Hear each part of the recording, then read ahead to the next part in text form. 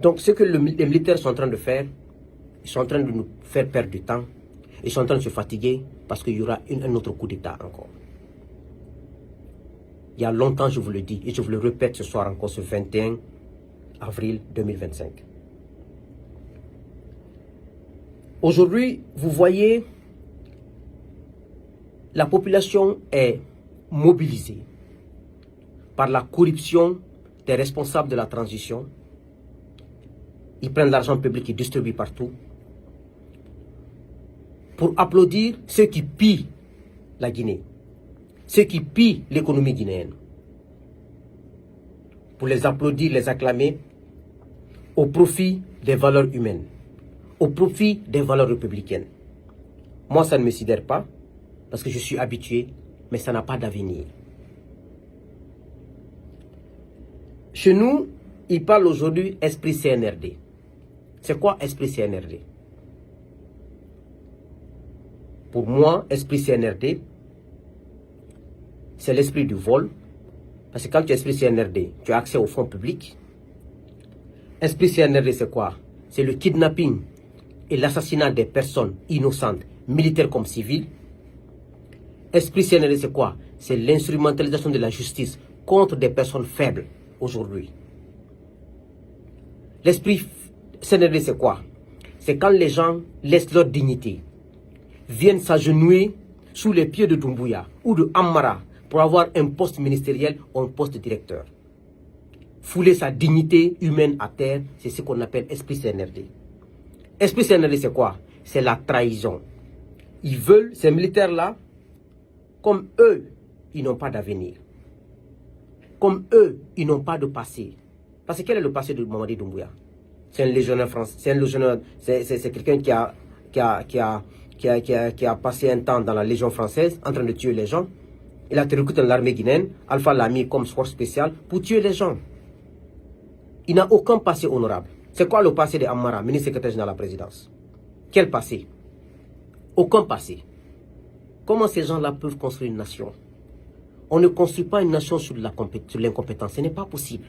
Il n'y a pas de hasard dans la gestion d'une nation. L'esprit CNRD, c'est quoi? C'est la trahison. Ils amènent les gens à trahir leur combat, leur lutte, à trahir leur base politique, à trahir leur parti politique, à trahir tout le monde. Parce qu'ils ont mis l'épée de Damoclès sur la tête de tout le monde. Tu es avec eux, tu n'es pas avec eux, ils te kidnappent, ils te tuent, ou ils te kidnappent, ils te font disparaître pendant des mois et des mois. Tout le monde a peur pour sa tête. C'est vrai que la situation est profondément préoccupante pour ceux qui vivent en Guinée aujourd'hui. La transition de Doumbouya, elle est synonyme de quoi? 1. De chantage sur les fonctionnaires de l'administration publique. Il y a des fonctionnaires qui me disent, Souleymane, on ne peut rien, il faut qu'on suive cette affaire. Ces gens-là, ce sont des assassins. Ça, c'est chaque fonctionnaire avec lequel tu parle comme ça. Militaires comme civils. Ce sont des bandits, ces gens-là.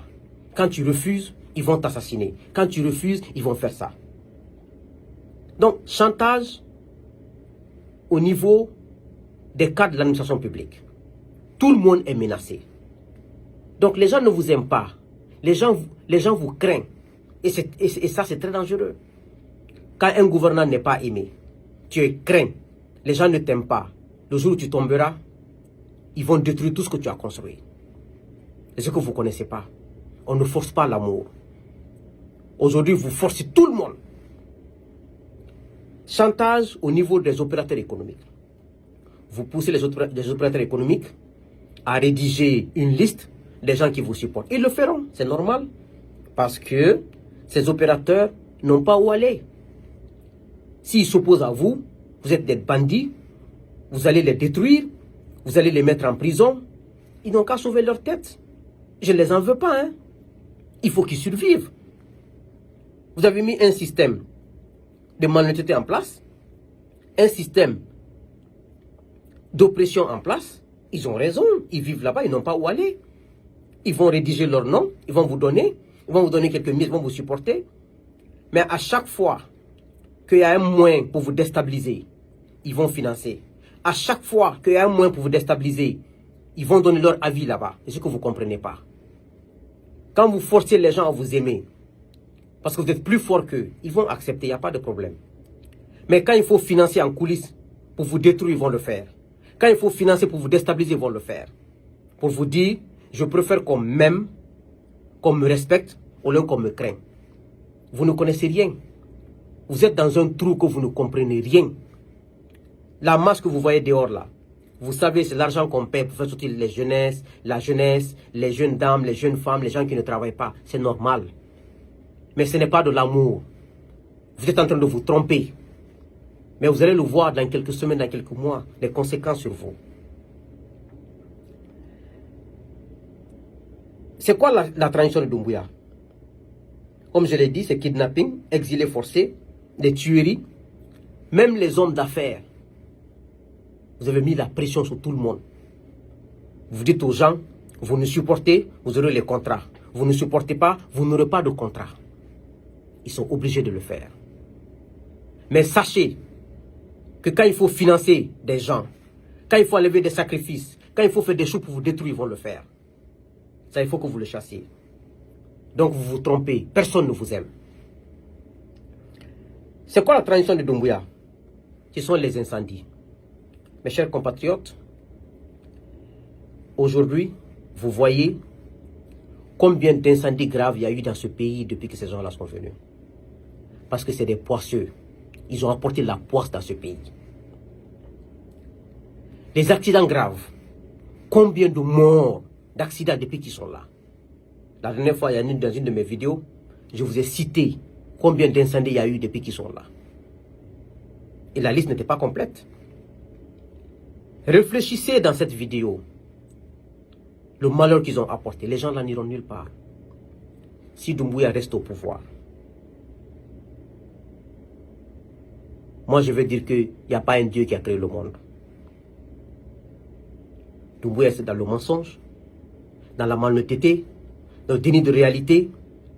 S'il reste au pouvoir, je ne veux plus croire. Je veux dire que le mensonge, c'est ce qu'il faut adopter. La trahison, c'est ce qu'il faut adopter. La malhonnêteté, c'est ce qu'il faut adopter. Tuer des personnes innocentes, faire du mal aux gens, c'est ce qu'il faut adopter. Mais je suis un croyant. Je sais que Dieu est en train de travailler. Et Doumbouya, là où il dort même pas, il connaît. Ceux qui sont à côté sont en train de s'agiter. Lui connaît comment il vit aujourd'hui. Depuis que je me suis connu en Guinée, c'est quoi la transition de Doumbouya? C'est les violences basées sur le genre. Combien de violences vous avez vues dans ce pays? Sur les femmes. De manière la plus cruelle. Parce que sa transition est basée sur ça.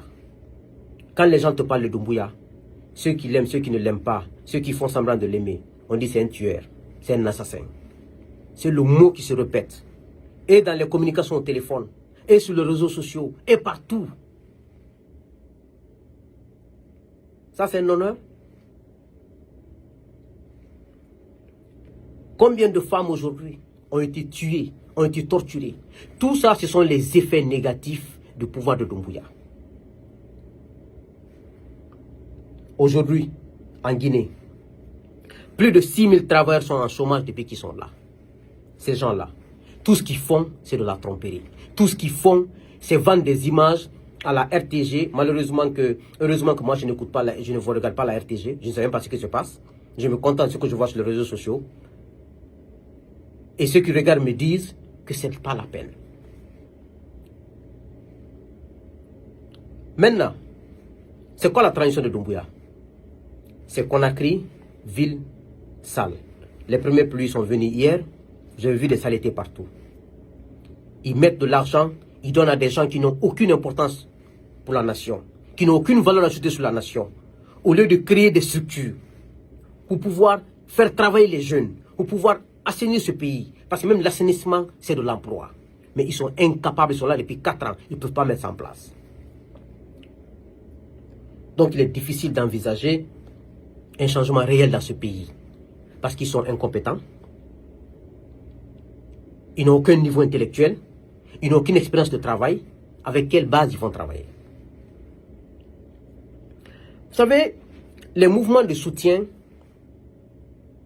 en Guinée sont à but lucratif, au détriment de la nation, au détriment du président même qui est là-bas. Depuis que ce pays a été indépendant, les mouvements de soutien ne finissent pas pour les présidents. Mais ça n'a jamais été bénéfique pour le pays.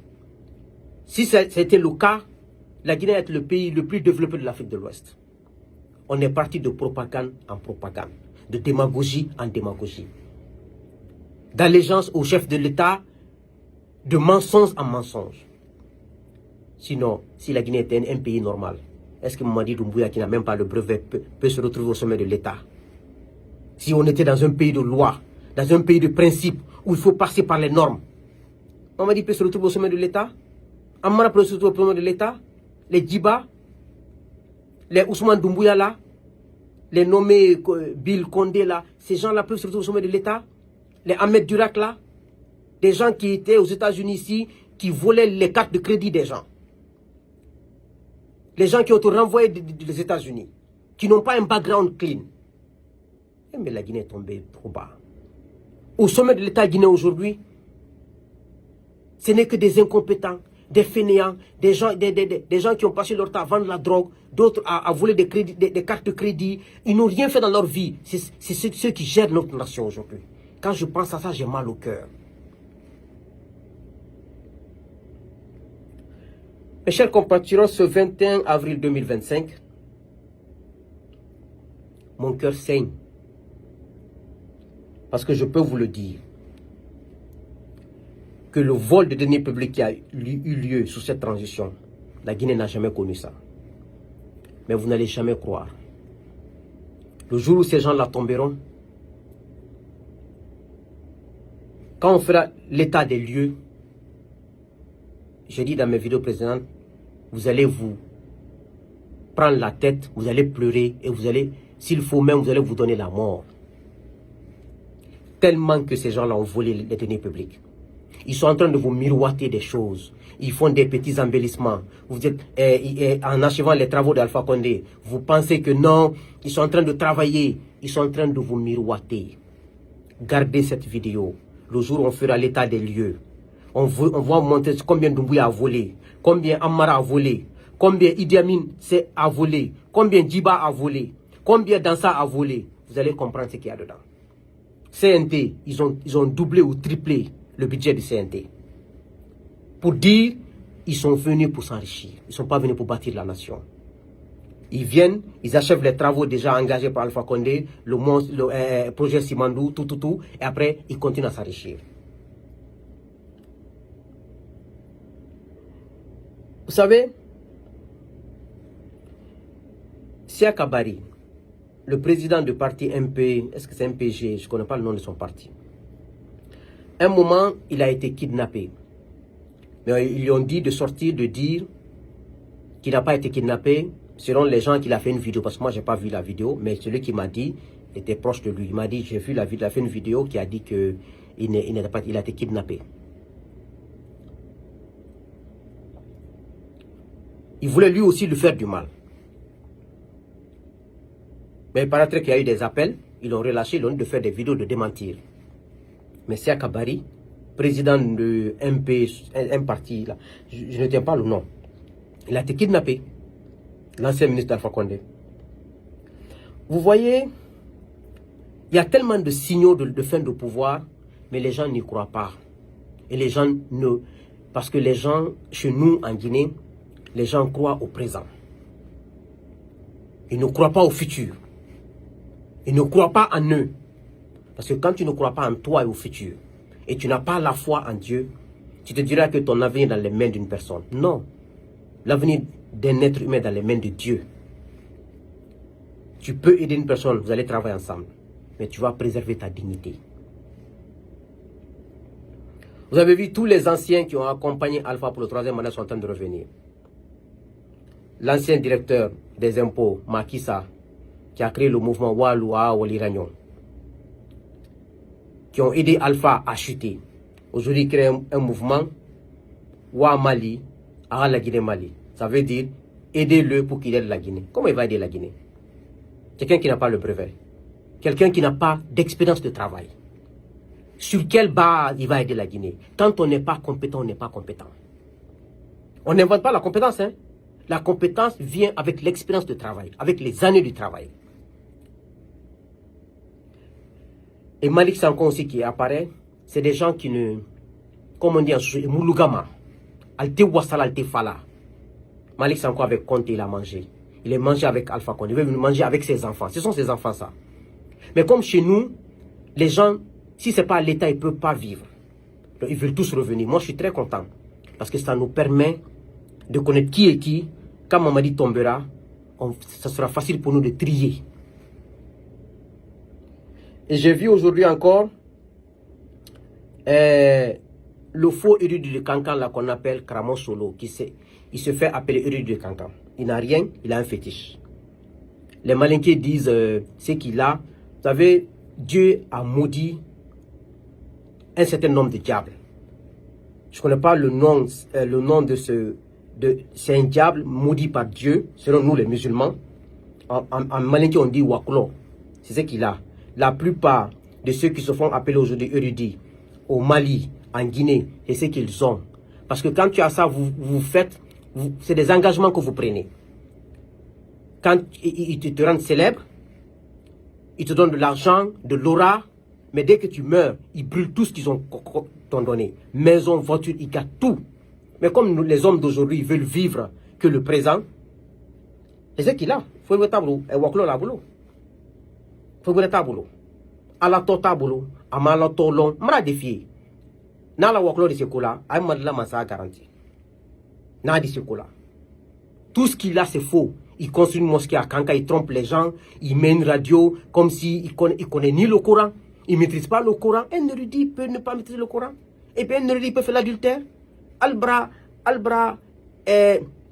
ko waliji di kaninke, kamo sur le kaninke là, akalo ko waklo la bolo, atisi fouille là. Bon, voici des gens à éradiquer dans une nation. Vous imaginez? Bon, moi je suis contre ces valeurs. Mais voici, c'est des gens comme ça qu'on considère dans une nation. Comment une nation peut évoluer avec de la fausseté? Je l'ai vu aujourd'hui dire que Mamadi sera président. Il a dit ici que Alpha sera président jusqu'à sa mort. Oui, Alpha aujourd'hui, après le 3e mandat. 10 mois après, on l'a levé au pouvoir. Un érudit, vrai érudit. Tu hérites d'abord de tes parents, par la sagesse. Tu ne te mêles pas de la politique. Mais c'est un faux type. Mais comme ceux qui sont au pouvoir ne connaissent rien, ils vont continuer à le suivre.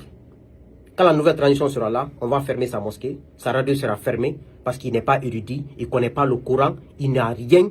On va interdire ces choses-là pour ne pas abrutir la population et la nouvelle génération. C'est ce qu'on va faire. À la misri betum, à la radio betum. Faïra kamola a Kurana makranero mena. A ken waliji di nyamenka, abe fukanga kalnye, sinon amba la radio tum, amba la mosquée, à la misri betum, à la fin betum. Parce que c'est mon mot comme la ouyaka. J'ai écouté la dernière fois le vieux Djoumessi. Vieux Djoumessi qui était du RPG. J'ai écouté ses vidéos. Il parlait que Alpha Condé n'est pas guinéen, Alpha Condé est malien, Alpha Condé n'aime pas les malinqués, tout ça, tout ça. Envoyez cette vidéo au vieux Djoumessi. Vieux Djoumessi, moi, je ne vous connaissais pas. Je vous ai connu à travers cette vidéo il y a quelques jours. C'est bien de révéler votre rôle dans la création du parti d'Alpha Condé qui est le RPG. Mais ce que vous dites là, nous sommes au courant de ça. Ce n'est pas nouveau. Moi-même, dans mon autobiographique, je l'ai dit. C'est écrit dans mon livre autobiographique. Je dis Alpha est né à Bouké. Certes, il est guinéen, il est né à Bouké, il est guinéen. Mais d'un père qui est venu de Burkina et d'une mère malienne. J'ai dit ça dans mon autobiographique. Et moi-même, je n'ai jamais apprécié Alpha Condé. Parce que les valeurs qu'il a, je n'incarne pas ces valeurs. Moi, je ne m'approche pas de quelqu'un parce que tu es de ma communauté. Parce que tu es mon frère, ce n'est pas mon problème. Quand on n'a pas les mêmes valeurs, je ne te calcule même pas. C'est pour cela que je n'ai jamais voulu m'approcher d'Alpha ou de le supporter. Non. Parce qu'on n'a pas les mêmes valeurs. Moi, quelqu'un qui ne respecte pas sa parole donnée, quelqu'un qui ne respecte pas la loi, les règles, quelqu'un qui ne traite pas les gens au même pied d'égalité, quelqu'un qui est injuste, quelqu'un qui ne défend pas la vérité, qui ne dit pas la vérité, je ne peux pas cohabiter avec toi. On peut travailler, mais on ne peut pas cheminer ensemble. On peut travailler, on a un environnement de travail ensemble, on ne se sépare. Mais on ne peut pas être amis close, on ne peut pas. Je ne peux pas. Donc, ça, ce n'est pas nouveau. Mais moi, je sais que ce sont les militaires qui ont dit de dire ça pour que les Malinqués qui suivent Alpha Condé se découragent d'Alpha Condé. Mais c'est peine perdue. Parce que ces militaires-là n'ont pas de valeur. Ces militaires-là ne sont pas des hommes de parole. Ces militaires-là, ce sont des faux types. Ils ont trahi une fois, 2 fois, ils trahiront. Et ils seront trahis. C'est les militaires qui vont pousser à venir décourager les Malinqués qui supportent Alpha Condé. Moi, je n'ai jamais apprécié Alpha. Mais je ne vais jamais mentir sur lui. Je ne vais jamais le diffamer. Je ne vais jamais dire des choses qui ne sont pas vraies. Je peux me tromper par des erreurs. Mais si je me rends compte que je me suis trompé, je demanderai pardon. C'est les militaires, parce que les militaires là, c'est des manipulateurs. Mamadi et la Mara là, c'est des manipulateurs. Des petits militaires manipulateurs. C'est eux qui vous ont dit de sortir pour décourager des Malinqués. Vous vous fatiguez. Le mouvement qu'ils ont commencé là, marche de l'appel de l'unité nationale, la Guinée n'a jamais été en guerre. C'est la Côte d'Ivoire qui a fait la guerre, le Libéria et la Sierra Leone, la Guinée n'a jamais été en guerre. Le peuple de Guinée n'a jamais connu la guerre. La rébellion qui est venue en 2001, c'est une rébellion créée par Lansana Conté. Quand je dis par Lansana Conté, je m'explique. Lansana Conté avait des rebelles de l'UNIMO sur son sol à Massanta, qui faisaient des inscriptions sur Charles Taylor au Libéria. Charles Taylor dit à Lansana Conté, il faut arrêter. Si tu n'arrêtes pas, je vais attaquer la Guinée. Et comme Lansana Conté était supporté par les Américains, il n'a pas arrêté. Charles Taylor a envahi la Guinée. Voici comment la rébellion est rentrée en Guinée. Charles Taylor a voulu se venger pour dire Lansana Conté supporte des gens qui font des inscriptions sur moi. C'est tout. Demandez les chefs militaires. C'est comme ça que ça s'est passé. Cette rébellion n'est pas de Alpha Condé. Alpha Condé n'a même pas les moyens de faire une rébellion. C'est comme ça qu'on fait une rébellion. Il faut avoir une base arrière. Où tu vas prendre la base arrière là? C'est comme ça que ça s'est passé. C'est ça l'histoire. Mais les Guinéens qui connaissent l'histoire refusent de parler parce que d'autres ont servi avec Lansana Conté. Lansana Conté les a fait du bien. Moi-même, quand tu me fais du bien, je ne mentirai pas pour te protéger d'une manière. Je ne mentirai pas pour salir ma dignité. Je dirai la vérité pour éclairer les générations futures. Donc, c'est la faute de Lansana Conté. Mais lui aussi, il a été supporté par les Américains. Donc, je peux dire que ce sont des intérêts des États. Donc, c'est de la géopolitique. Donc, vieux Dioumessi, c'est peine perdue. Personne n'aime Doumbouya, personne ne l'aimera. Les gens feront semblant. Les gens vont sortir, ils vont faire comme s'ils l'aiment. Mais ça ne marchera pas. Ça ne marchera pas. Donc, c'est peine perdue. Les militaires, là, ceux qui vous ont dit, là, de faire ça, tous les Malinqués qui supportent Doumbouya aujourd'hui font semblant. Parce qu'ils n'ont aucun moyen. D'autres ne travaillent pas, ils n'ont pas de revenus, d'autres n'ont aucune vision, ils n'ont pas d'avenir, ils sont obligés de venir pour avoir un peu de sous, pour survivre. Mais le jour où Mamadi tombera, il va comprendre que personne ne l'aimait. Malgré que je n'apprécie pas Alpha, hein, mais beaucoup de Malinqués, c'est Alpha issu. Même aujourd'hui, c'est Alpha ils veulent. Moi, en tant que Malinqué de Kankan, Condé, je suis conscient aujourd'hui que Alpha, il a toujours sa base en Haute-Guinée. Donc, vous vous fatiguez pour rien. Ils feront semblant. Mais le jour où ils auront la chance, ils vont poignarder Mamadi. Vous allez comprendre ce qu'il y a dedans. Ils ne vont jamais abandonner Alpha Condé. Bien que je n'apprécie pas Alpha Condé. C'est ça la vérité.